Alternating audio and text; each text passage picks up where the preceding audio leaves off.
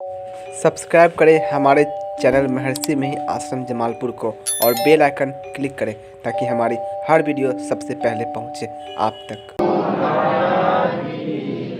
श्री सद्गुरु महाराज की जय। श्री सद्गुरु महाराज की जय।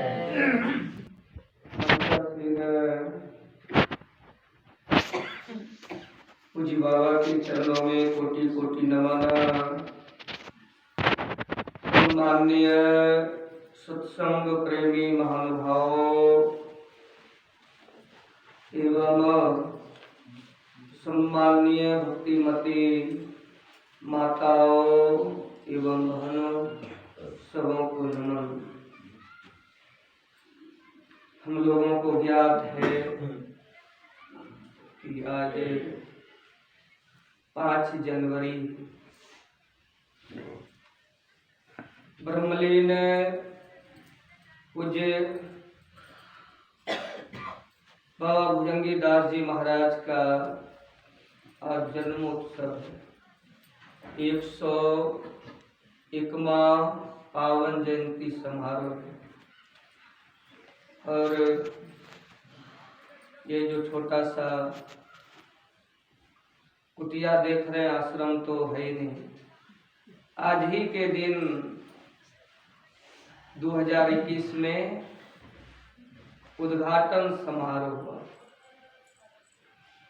तो आज इस आश्रम का द्वितीय स्थापना दिवस भी है और इन्हीं के जयंती के शुभ उपलक्ष्य पर इसका उद्घाटन हुआ। और जानते ही हैं कि पाटन में केंद्र है, बाबा वहीं रहते थे और उनके जीवन उपदेश का पाठ सुबह के सत्संग में हुआ। अभी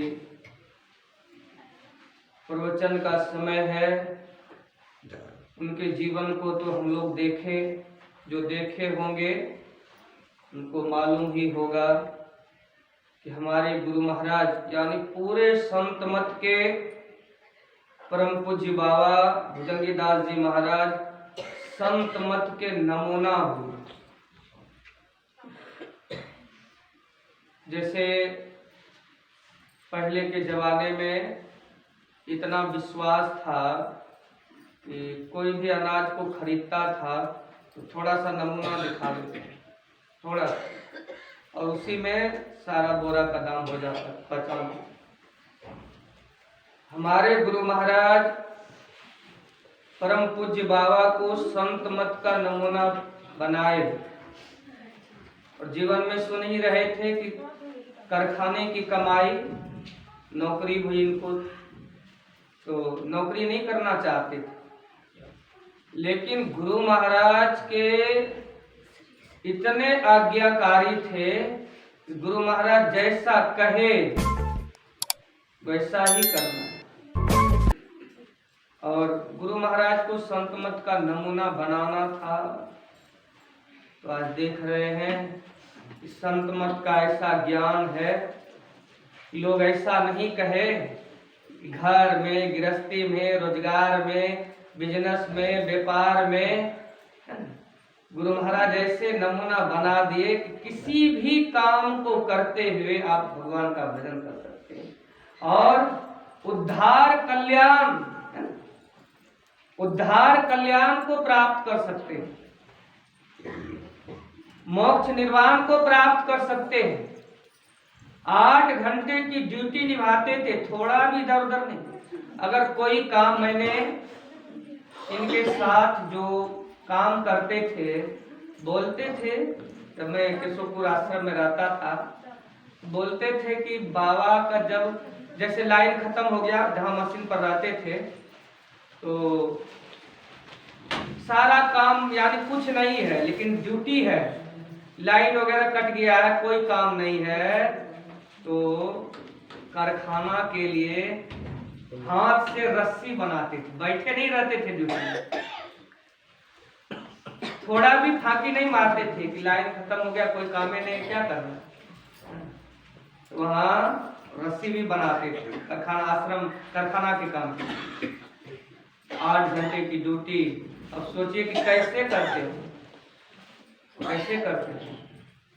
हम लोग जो इतना व्यस्त हैं कि समय नहीं मिलता है, समय पे खाना पीना सोना और 8 घंटे की ड्यूटी करना सारा काम। इसलिए अपने संत मत में ये गुरु महाराज जो संत मत सत्संग रखे, पूरे संत मत के पूज्य भुजंगी दास जी महाराज इनके नमूने थे।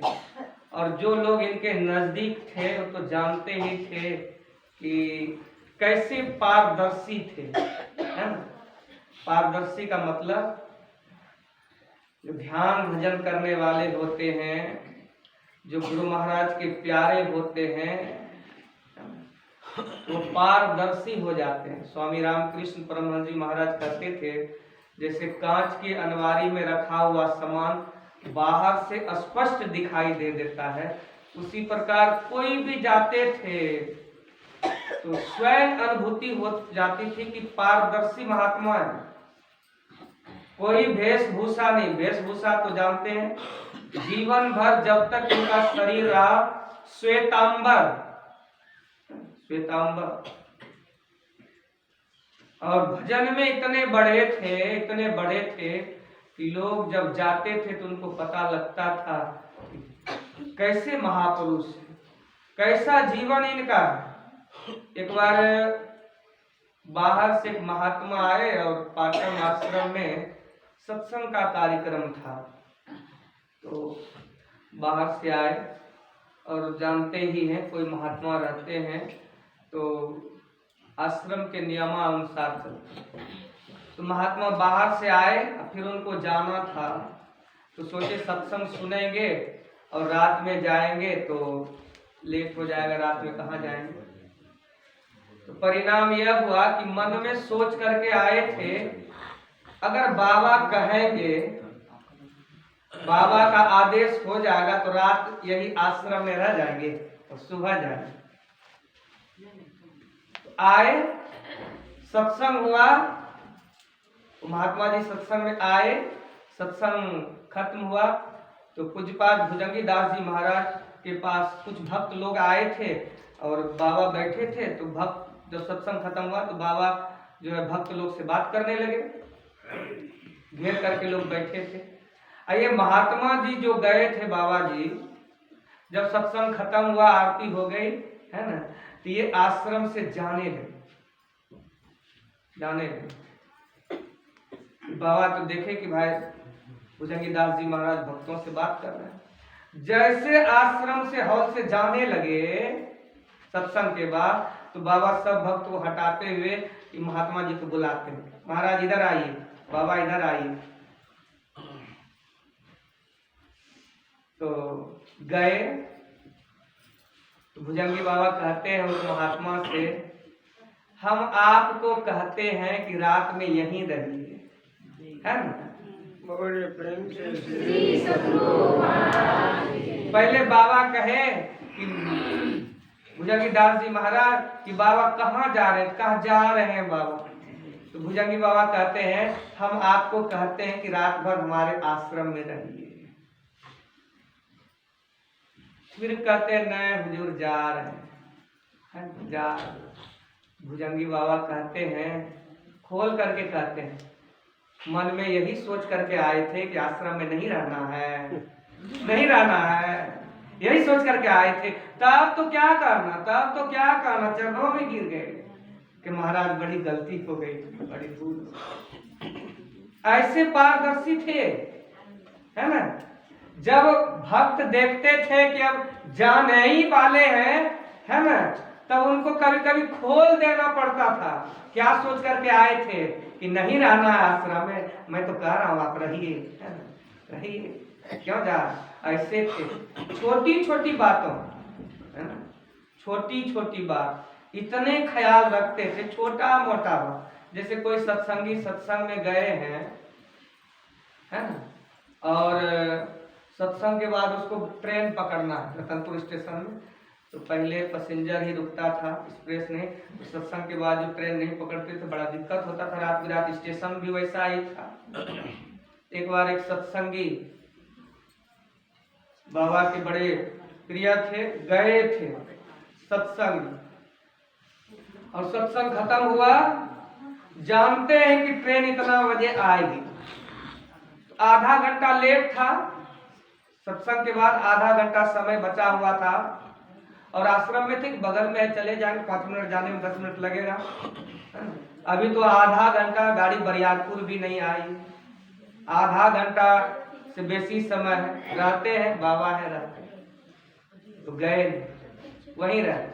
अब बाबा निकले कमरे से, जो सत्संगी रुक गए थे, काहे के लिए स्टेशन पर समय बर्बाद करेंगे, आश्रम में ही समय। बाबा निकले कमरे से और सत्संगी को कहते हैं ट्रेन आपको पकड़ना है तो जी हजूर, अभी बहुत टाइम है हजूर, आधा घंटा से बेसी, अभी तो गाड़ी बरियारपुर भी नहीं आई है, बहुत समय है, बहुत समय, इसलिए जो है नहीं गए। बाबा कहते हैं जाइए गाड़ी पकड़ने के लिए, नहीं तो फिर पकड़ नहीं सकेगा, जाइए गाड़ी।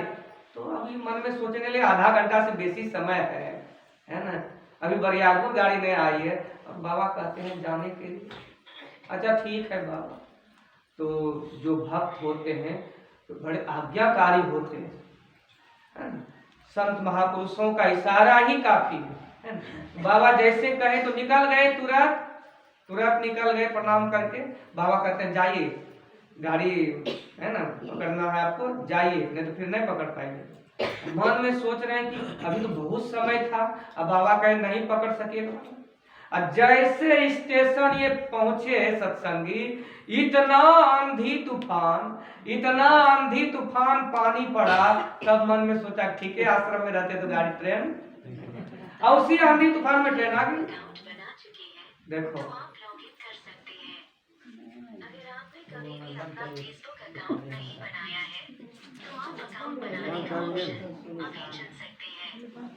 तो पानी पड़ रहा था, आंधी भी आई, है ना, बहुत बारिश, आंधी तूफान, और उसी में ट्रेन आ गई। स्टेशन पहुंचते तो सही में आश्रम में रहते तो इतना पानी पड़ रहा था आंधी तूफान की, निकलना मुश्किल हो जाता, ट्रेन नहीं पर। तो छोटी मोटी केशवपुर आश्रम में मैंने 17-18 साल रहा, और रुदल बाबा जो है वो 22 साल रहे। बाबा के बड़े प्रेमी थे। तो केशवपुर में साप्ताहिक सत्संग शनिवार को होता है, तो पाटम आश्रम में रविवार को होता है। तो कुछ बाबा जो थे तो चले जाते थे पैदल ही, और उनके पीछे कुछ भक्त लोग भी जाते थे, केशवपुर से, और सत्संग सुन करके फिर चले आते थे, फिर चले जाते थे। परिणाम यह हुआ कि सत्संग समाप्त जब हुआ तो बाबा के साथ जो आदमी गए थे तो वो लोग कहे कि बाबा चलिए आश्रम जाना है। तो वो लोग निकले, खुद रुदल बाबा गए बाबा को प्रणाम करने की, जा रहे हैं। जैसे रुदल बाबा प्रणाम करने के लिए गए भुजंगी बाबा को, तो रुदल बाबा कहते हैं आज आपको यहीं रहना, केशवपुर आश्रम जाना। अब सोच रहे हैं क्या जाना, क्या कहे बाबा और लोग सब हैं हमारे साथ में, काम उनको कह दीजिए जाने के लिए, वो लोग चले जाएंगे, आप यहीं रहिए। परिणाम क्या हुआ, शाम हो गया था सत्संग में, और ये क्या किए, जितने लोग बाबा के साथ आए थे वो चले आश्रम से। जैसे सुंग के पास आए, 2-4 गो बदमाश था, सब सत्संगी को रपेटने लगे, बजाने लगे, पकड़ने, कुछ छीन लगे। सुंग में रहता था पहले। संजोग ऐसा हुआ कि ये लोग तो आंख वाले था, रुदल बाबा को आंख नहीं था, वो तो गुरु महाराज की कृपा है, यही हलमपुर के थे। और चश्मा पहनने के बाद भी उतना दिखाई नहीं देता। तो बदमाश जो पीछा किया, केशवपुर के जो सत्संगी लोग थे, एक तो फरीदपुर के थे, तो देह दर्बन मजबूत थे, दौड़ने लगे। बदमाश लोग पीछे थे। संजोग हुआ कि पीछा करते करते जो भी बदमाश था ना, ऐसा उसको तार पैर में ठोकर लग गया, वो रेलवे का पटरी था, कार में ठोकर लगा। इस सत्संगी लोग तो पकड़ा ही जाता, लेकिन जो भी बदमाश था ऐसा ठोकर लगा कि सब बदमाश ठोकर लग के गिर गया। ये लोग दौड़ के पार हो गए। पकड़ भोर में जब दलोगा गए केशवपुर गए, तब पता चला कि बाबा काहे रोके। ये लोग तो आंख वाला थे, दौड़ करके चले गए, लेकिन रुदल बाबा को तो आंख उठा नहीं। ये बेचारे गिर जाते, पकड़ा जाते, है ना, दिक्कत हो जाता, चोट घाट लग जाती, है ना। इसीलिए है ना, फिर बाबा आए यहाँ। हुजूर ऐसे ऐसे घटना है, रात में तो फिर बदमाश पकड़ लेता हमको, हम तो जो है दिखाई नहीं देता आंख से। तो ऐसे थे, छोटी सी बात इतना ध्यान रखते थे। अब बड़े सरल से पारिवारिक दृष्टि, घर परिवार के तरह रहने वाले, सबका ख्याल रखने। कोई अगर इनको याद भी करे लेकिन नहीं जा सके भेंट करने। एक खगड़िया के सत्संगी था, मैंने संस्मरण पढ़ा, एक खगड़िया के सत्संगी थे और सुना था कि भुजंगी बाबा ऐसे हैं, बड़े महापुरुष हैं, है ना। तो मन में इच्छा हुई थी कि जा करके एक बार उनका दर्शन करना चाहिए, लेकिन मन ही है, आलस के कारण, कोई काम के कारण जा नहीं सकते थे। उसी गांव के एक सत्संगी थे जो आए पाटम आश्रम, उसी गांव। एक सत्संगी मन में सोचिए रहे थे कि जाएंगे, लेकिन वो जा नहीं सके। और दूसरा सत्संगी उन्हीं गांव के चले आए पाटम आश्रम। जब पाटम आश्रम आए तो प्रणाम किए बाबा को। प्रणाम करके जो सत्संगी आने के लिए सोच रहे थे कि ऐसे महापुरुष हैं, जाकर के उनका दर्शन करना चाहिए, और लेकिन जा आ नहीं सके, तो उसके गांव के जो सत्संगी आए थे बाबा से मिलने के लिए, तो बाबा अचानक कहते हैं कि फलाना बाबू आपके गांव में है, देवेंद्र बाबू नाम का। देवेंद्र बाबू का क्या हाल समाचार है, क्या हाल समाचार। अब जो सत्संगी गए थे वो भी जानते थे कि उस आदमी को बाबा चिंते उनते नहीं, और जो आने के लिए सोच रहे थे बाबा के पास कभी आए भी नहीं थे।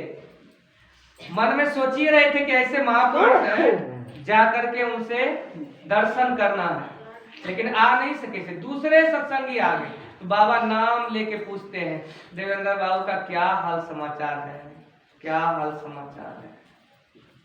ये भी अवाक रह गए। ये सत्संगी जब गांव गए उनके पास मिलने के लिए, तो बाबा आपको कैसे याद कर रहे थे, बाबा कैसे आपको जानते, कभी बाबा से आप भेंट किए थे? कहा नहीं, कभी भेंट नहीं किए बाबा, कभी मुलाकात, कभी दर्शन हुआ है तो नहीं, बाबा से कभी दर्शन नहीं हुआ। तो आपका नाम कैसे जानते बाबा, कैसे आपके बारे में पूछे?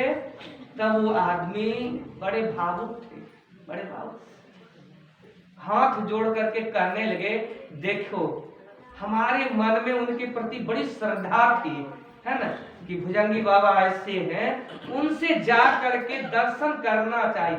मेरे मन में इच्छा थी, बाबा से कभी भेंट मुलाकात नहीं हुआ, ना हमारे नाम जानते थे, कभी जान न पहचान, कभी कोई बात नहीं हुआ। और दूसरे आदमी गए थे उस गांव के, तो पूछने लगे नाम का, आपका नाम कैसे जानते? का मैं मन स्मरण करता था लेकिन जा नहीं सका, बहुत काम के चलते, आलस के कारण देख के मटिया गया, आप चले गए, है ना। तो वास्तव में अंतर्यामी महात्मा, हमारा नाम कैसे? कभी उनसे भेंट नहीं हुआ, कभी दर्शन नहीं हुआ, खाली मन में श्रद्धा थी। ऐसे महापुरुष हैं, एक बार जा करके उनका दर्शन करना चाहिए। तब बेचारे दूसरे बार भागे आए। तो संत महापुरुषों की प्रति श्रद्धा हो। तुलसीदास जी महाराज कहते श्रद्धा बिनु धर्म नहीं होई, बिनु मही गंध की पावे को। मानव शरीर मिला है और जिस काम के लिए मिला है उस काम को नहीं किए तो बड़े भाग्य तो उसके लिए है जिन्होंने बड़े भाग वाला काम कर रहा है, और दुर्भाग्य उसके लिए है जो मानव शरीर को प्राप्त करके भजन नहीं करता है। मानव शरीर बड़े भाग कब, जब साधन धाम मोक्ष करी द्वारा पाई न जही परलोक समारा, सो परत्र दुख पावे सिर धुनि धुनि पछताए, काल ही कर्म ईश्वर ही मिथ्या दोष लगे। ये मानव शरीर मिला है, जिस काम के लिए मिला है उस काम को नहीं करते हैं तो संत महापुरुषों को बड़ा दुख होता है, बड़ा दुख होता है, बड़ा दुख होता है। कितना बड़ा दुख होता है, मैंने कल के सत्संग में सुनाया था। ये जीव मानव शरीर है ना, जीव क्या हुआ है, अपने घर से निकल गया लेकिन जाना कहाँ है, कहाँ पहुंचना है, कहाँ रुकना, कोई अता पता नहीं, कोई अता पता नहीं। अपना घर से निकल गया। जैसे माँ बाप के सामने कोई छोटा बच्चा घर से निकल जाए, माँ बाप को कितनी चिंता, कहाँ जाएगा, कहाँ खाएगा, कहाँ रहेगा। माँ बाप कितने दुखी थे। अरे अबोध है, कुछ जानता नहीं है, कोई ज्ञान नहीं है कि कहाँ रुकेगा, कहाँ खाएगा क्या। माँ बाप को बड़ी चिंता होती है, बड़ी चिंता होती है कि घर से तो निकल गया लेकिन रुकेगा कहाँ, क्या खाएगा, कहाँ जाएगा। उसी तरह हम लोग भी आबोध हैं, घर से निकल गए हैं, लेकिन इस संसार में जो संत होते हैं ना, ये बड़े परोपकारी होते हैं। पर उपकार, इनका जीवन ही पराये के उपकारों के लिए होता है, इसीलिए उनका नाम संत है। संत विटप सरिता गिरिधरणी, परहित हेतु सबन के करनी। इनको बड़ी चिंता हुई, ये जीव जाएगा कहाँ, कहाँ जाएगा।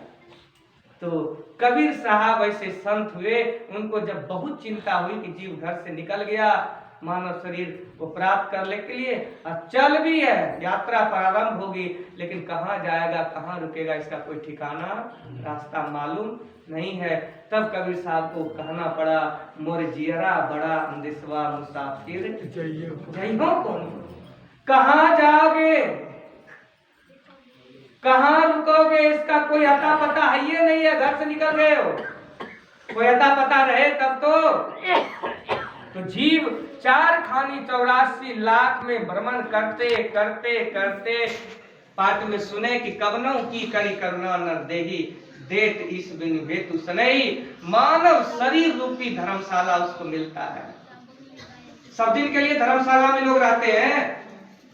धर्मशाला जो है मरवाड़ी धर्मशाला है, कितना कितना धर्मशाला है, सब दिन के लिए धर्मशाला में आदमी को रहना पड़ता है, थोड़े दिन के लिए। तो जीव मानव शरीर रूपी धर्मशाला मिल गया, इसलिए 4 खानी 84 लाख में भटके, कहीं रास्ता का आता पता नहीं। भगवान इस धर्मशाला में दिए कि थोड़ा देर रुको, रास्ता को जानो, पहचानो, आराम कर लो और जान पहचान करके रास्ता का खोज करो, क्योंकि थोड़े दिन के लिए 184 भटकी के पाँव पे अटके आए, अब की पासा ना पड़े तो फिर 84। लेकिन धर्मशाला में जब भटकते भटकते आ गए, तब तो कहना क्या, वो धर्मशाला खाली करना ही नहीं चाह रहा है, निकलना ही नहीं चाह रहा, बड़े मजे से है, बड़े मजे से है। कैसा धर्मशाला है, तो कबीर साहब कहने की कृपा की, मोह का शहर कहर नर नारी, दुई फाटक घनघोर, कुमति नायक फाटक रोके, पड़ी हो कठिन झिंझोर, मुसाफिर जई हो। अज्ञानता के आबोध में, अंधकार में जीव पड़ा हुआ है, कहाँ जाएगा। इस शरीर रूपी धर्मशाला खाली नहीं कर रहा है, लेकिन खाली करेगा कि नहीं। एक तो अंधेरी कोठरी, तामे दिया न बाती हो, अब भैया पकड़ी जम ले चले, कोई संग न ले जाएगा आपको बड़े आराम से। इसीलिए थोड़े दिन के लिए दुनियादारी घर परिवार मकान दुकान सब दिन के लिए मिला है। और जो मानव शरीर को प्राप्त करके भजन नहीं करते हैं वो बहुत बड़ा अपराधी है। अपराधी को देखते हैं ना, पुलिस के डर से बचता है, लेकिन जब पुलिस पकड़ लेता है तो जेल में देता है कि नहीं देता है? देता है ना। वो कितनों डरे लेकिन पुलिस जब पकड़ लेता है उसको जेल में देता है। और जब अपराधी जेल चला जाता है तो जिसमें उसका मन लगा घर परिवार मकान दुकान में, वहां भी जाकर के वो वही सोचता है ना, वही सोचता है। उसी प्रकार हम लोग अज्ञानता में मोह माया के शहर में फंस गए, अंधकार में आकर के अज्ञानता में, है ना। तन धन परिजन मान की ममता फंसी खोयो तत्ता। और ये जब जम रूपी अपराधी पकड़ लेगा आपको इस शरीर रूपी धर्मशाला खाली करना पड़ेगा। जब खाली करने का समय आता है, जिसमें हमारा मन लगा घर में परिवार में मकान में दुकान में, सब में याद आता है कि छूट रहा है, छूटने वाला है ना, छूटेगा एक दिन, सब छूटेगा, सब छूटेगा। इसलिए वही सब याद आता है। परिणाम यह होता है कि शरीर छूटने के बाद फिर 4 खानी 84 लाख योनि में चले जाते हैं। इसलिए संत महापुरुष मानव शरीर धारण करके संसार के लोगों को चेताने आए। क्यों अचेत पड़े हो? निधड़क बैठा नाम बिनु चेतिन करे पुकार, यह तन जल का बुदबुदा बिनसत नहीं बार। निडर होकर के बैठे हो, डर नहीं लग रहा है? अचेत हो, चेतो, भजन करो, नहीं तो जम घसीट करके ले जाए, बड़ा दुख होगा, फिर 4 खानी 84 लाख योनि में डालते। इसलिए मानव शरीर मिला, साधु संत महात्मा इसी के लिए आते हैं संसार में और समझाते हैं क्या, हरदम है तैयार तू पाप कुछ तो समय निकाल हरि गुण गाने के लिए। क्यों कहते हैं? अरे गर्भवास में कौन किया था, जब उल्टा लटका था मलमूत्र के पेटारी में, तो परमात्मा से शर्त किया था जैसे निकालिए, निकालने मात्र का देर है, आपको भूलेंगे नहीं। लेकिन जैसे मोड़ मारा निकला कि बस सब भूल गया। तो भूले हुए मनुष्य को अरे कुछ तो करो। गर्भवास में कॉल किया था नाम जपूंगा मैं तेरा, इस झूठी दुनिया में आकर नाम जपन तेरा। ऋषि मुनि सब आते हैं समझाने के। इसी सत्संग के द्वारा आज जिस महापुरुष का जन्मदिन है, इन्होंने बहुतों को समझाया, जो समझाए है न किए, और जो नहीं समझे बाबा बेटवा नौकरी नहीं लगे थे जोन हो जो मांगे वही मांगे जो है। तो यही सब में लोग फंस जाते हैं। हम लोगों को चाहिए जिस तरह बाबा अपने जीवन को ढाले और उस राह पर चले और परम पद को प्राप्त किए, उसी तरह से इनके जन्मदिन के उपलक्ष्य पर हम लोगों को भी चाहिए इनके जीवन उपदेश को थोड़ा थोड़ा ही जीवन में धारण ग्रहण करें और उस रास्ते पर थोड़ा थोड़ा चलें। इसी के लिए उनका जयंती समारोह होता है, उनकी जो वाणी है उपदेश है, थोड़ा थोड़ा भी हम लोग जीवन में धारेंगे। कुछ बाबा कहते थे सुख रहित संसार में, ये संसार कैसा है तो सुख रहित है, सुख है ना, सुख रहित संसार में क्षणभंगुर मनुष्य का जीवन पा करके निरंतर भगवत भजन करना चाहिए। इसलिए हम लोगों को जो उपदेश दिए जीवन में धारण करें, घर परिवार में रहें, कमाए खाए, भगवान का भजन करें, ये लोग परलोक बनेगा। अनुसार आप लोगों की सेवा में यही कहा। हमारे बीच पूज्य बाबा विराजमान है, विशेष रूप में शांति बना करके उनके मुखारविंद से सुनेंगे। बोलिए प्रेम से